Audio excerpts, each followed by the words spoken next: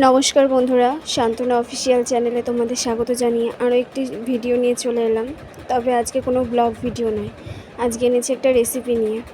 আর সেটা হচ্ছে খাসির মেটে চচ্চড়ি।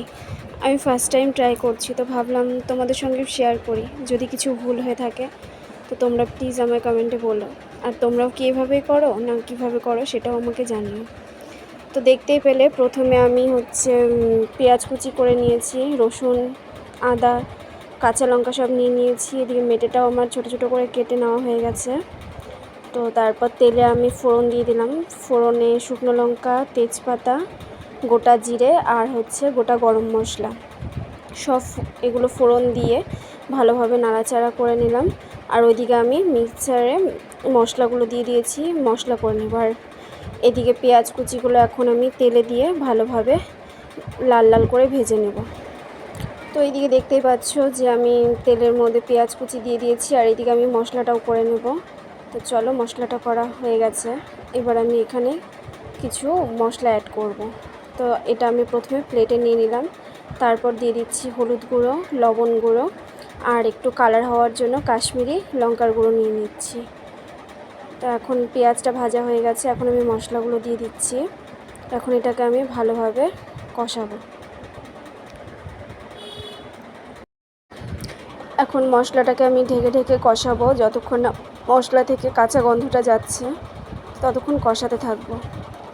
আসলে প্রেগনেন্সিতে নাকি মেটেটা খাওয়া ভালো, তো আমাকে সেন্টার থেকে বলেছিল যে খাসির মেটে খাওয়ার জন্য। তো বরকে বলেছিলাম, আর বর আজকে আমার জন্য এই মেটে নিয়ে এসছে, তাই সেটাই আমি এখন রান্না করে নিচ্ছি।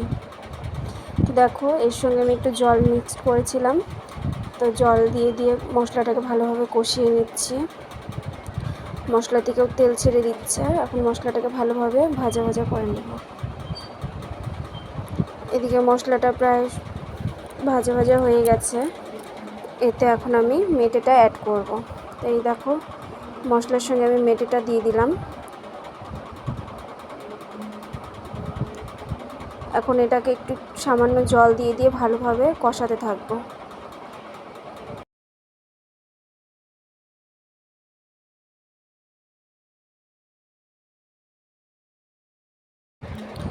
তো এইদিকে দেখো, ঢাকা দিয়ে দিয়ে কষানোর পরে মেটেটা কিন্তু প্রায় হয়ে এসছে।